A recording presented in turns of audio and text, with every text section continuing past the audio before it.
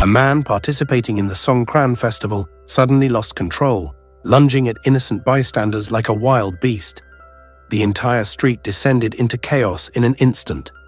Although the military arrived immediately, they were powerless to stop the spread of the zombie virus. All they could do was lock down the news and claim to the public that the festival had been attacked by an armed man. This is the newly released 2025 Thai zombie drama, Happiness. Don't miss it if you're a fan. The story begins when our protagonist, Farah, receives a call reporting a suspected fight at a hotel. He and his partner rush to the scene. With guidance from the hotel owner, they arrive at the crime scene. The moment they open the door, they're stunned. The floor and walls are stained with blood, and a man is lying motionless on the bed. Farah steps forward to confirm. There's a bite mark on the man's neck. He's already dead. His partner feels something is wrong. The owner claimed 2 people entered the room, yet there's only one body. Just then, they hear a noise from behind the minibar. Guns drawn, they cautiously approach and discover a blood-soaked woman sobbing. When backup arrives, the woman finally calms down. She says she and her boyfriend had been celebrating the Songkran festival. Maybe it was the heat, but she began feeling dizzy, so he brought her back to the hotel to rest. She remembers being extremely thirsty, and when she woke up, her boyfriend was dead. Farah looks at her skeptically. He can tell the woman is lying. He asks bluntly, "Did you take anything?" The woman instinctively shakes her head, but her eyes avoid contact. She vaguely remembers her boyfriend giving her a small pill. After taking it at the hotel, she kept drinking water non-stop. When her boyfriend noticed something was off and came to check on her, veins started bulging from her back and she lost control, lunging at him. Her screams alerted the hotel owner, who called the police. Farah replays the surveillance footage repeatedly. Everything feels suspicious. As he prepares to return to headquarters with the footage, a man in military uniform blocks his path. He claims to be from a secret unit and demands he hand over the footage and keep everything confidential. Farah is about to refuse when the police chief calls and orders him to fully cooperate with the military. He returns to the station and immediately confronts the chief. He insists that something's very wrong. A regular woman couldn't possibly overpower a grown man. But the chief ignores him. The higher-ups have already ordered all similar cases be turned over to the military. Confused, Farah looks at the officer. He wants to know what they plan to do with the woman. The officer responds coldly, saying she must be quarantined. Then he unexpectedly offers Farah a position, saying he's the best cop in the department. Farah declines and leaves without a word. After work, he meets his close friend Aden to vent. They graduated from the same police academy and now work together. Whenever Farah faces a tough case, he always consults Aden. Farah explains the bizarre murder case, but surprisingly, Aden doesn't seem interested. She has her own troubles. Aden and her father live in a rundown apartment building surrounded by sketchy neighbors. Suddenly, she hears a woman crying for help outside. It's their drunk neighbor acting up again. Fueled by her sense of justice, Aden rushes out and restrains the drunk man. She tries to comfort the victimized woman, but her father interrupts, saying she shouldn't meddle in others' affairs. It's their private matter. Frustrated, Aden finally voices her long-held thoughts. "Can we move somewhere else? This place is awful." But her father refuses instantly. He doesn't want her burdened with debt at such a young age. Realizing there's no changing his mind, Aden visits Farah to let off steam. The next morning, Aden receives a case. She and her senior rush to the scene. The suspect turns out to be the same drunk neighbor. He's already injured an officer and is now holding his wife hostage. Aden tries to distract him, but the usually timid neighbor woman suddenly bites him. Aden swiftly kicks the weapon out of his hand.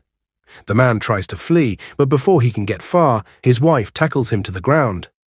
As Aden cautiously approaches, she sees the woman's body twisting unnaturally. When she turns around, she's become a terrifying monster. Senior reacts quickly and pushes Aden out of the way. The creature sprints forward and nearly reaches Aden, but gunshots ring out. The senior fires several rounds and pins her down. As they prepare to bring the woman to the station, the mysterious military unit appears again. Without saying a word, they start cleaning the scene professionally. The senior quietly picks up a red pill he finds in the corner and pockets it.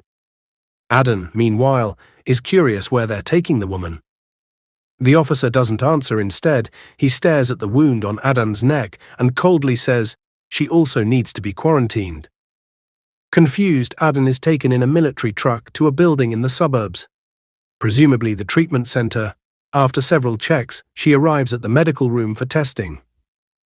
She naively believes she'll be allowed to go home afterward, but is told she must stay for 24 hours. Aden doesn't understand it's just a surface wound. Why are they acting like she's infected with a deadly virus?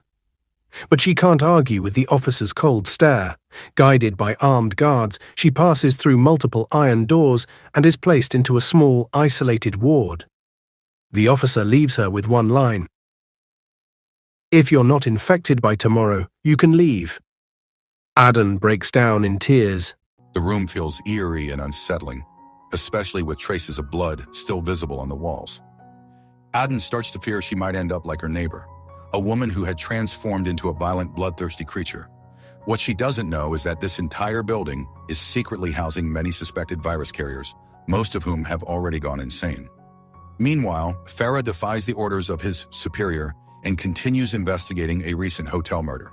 After running lab tests on the female suspect, he finds traces of a mysterious drug in her system.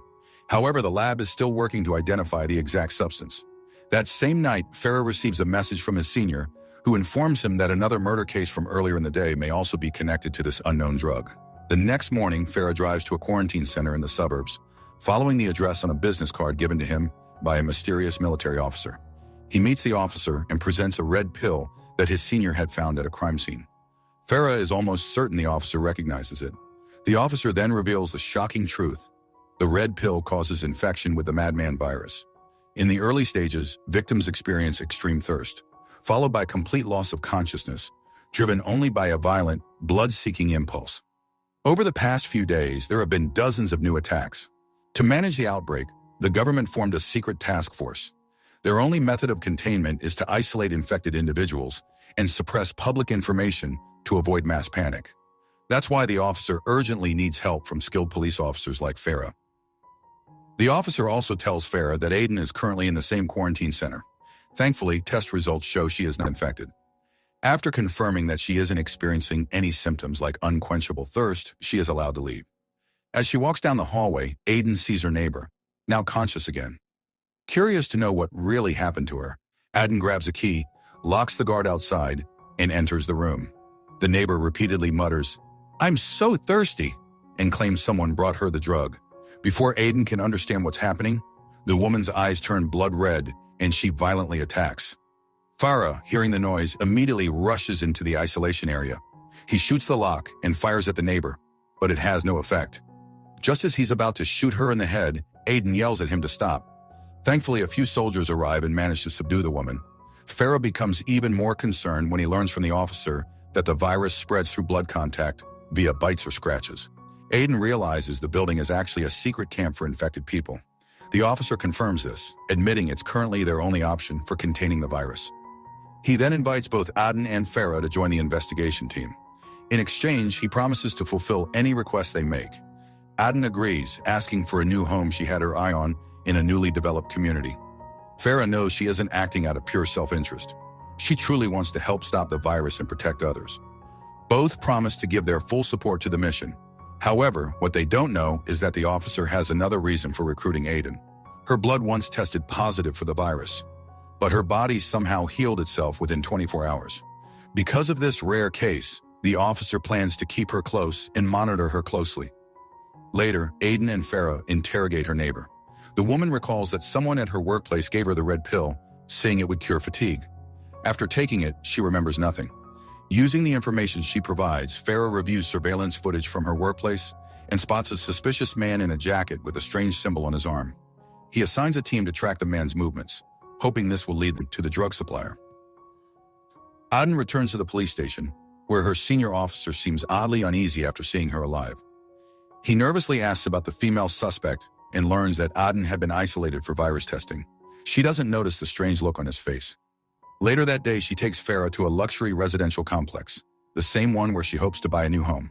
The community is beautiful, with excellent facilities and polite neighbors. Caught up in the moment, Aiden buys the house that same day. But just as they're leaving the complex, Farah receives a call from his colleague. They've tracked the man selling the red pills, and shockingly, he lives in the same residential area Dunn just bought a home in. There's no doubt this drug dealer is a ticking time bomb, capable of turning the entire neighborhood into a nightmare. Since Aiden has already signed the contract and can't back out, they come up with a plan. She and Farah will pretend to be a married couple and move into the complex. This way, they can keep a close eye on the suspect without drawing attention. Farah agrees to the plan, and the idea of pretending to be Aiden's husband secretly excites him. The next morning, Aiden arrives at the station. Her senior suddenly brings up the murder case again and admits that the infected neighbor had scratched his arm. Although several days have passed, Aiden is alarmed and quickly takes him to the quarantine center. The officer takes a blood sample and places a glass of water in front of him to test for signs of the virus, like extreme thirst. The senior is then left alone in the medical room, but when the officer returns, he finds the senior has disappeared. It turns out the senior had faked his injury all along. He had hidden a pair of handcuff keys and used them to sneak into the isolation zone. On his way, he spots a strange patient and follows him to the end of the hallway. After forcing open several security doors, he enters a room and finds something horrifying, a hidden morgue filled with bodies behind plastic curtains. The biggest twist? The senior had deliberately cut himself and followed Aiden to the facility because of a personal reason. It had something to do with someone very close to him. His true motivation? His own mother had been infected with the virus. Desperate to find a cure, he risked everything to enter the center. Faced with the horror of mass death, he decides on a radical plan: expose everything to the public. He starts a live stream, hoping widespread awareness will force authorities to fast-track a cure. Most citizens, unaware of the virus's reality, assume the broadcast is fake until guttural growls suddenly fill the feed. The dead begin to rise. In a terrifying twist, the corpses reanimate and charge toward the camera like bloodthirsty demons. Alarms sound throughout the isolation center, but no one dares open the morgue doors. Staff can only watch helplessly through a glass window as the mentor is overwhelmed and collapses. Moments later, the officer arrives, pulls out a high-powered explosive, and hurls it into the room, ending the carnage. And that wraps up episodes 1 and 2 of this intense thriller. The plot may feel familiar to those who remember the Korean drama of the same name released 4 years ago. If you recall any similar plot lines or have thoughts on the comparison, feel free to comment below. See you in the next episode.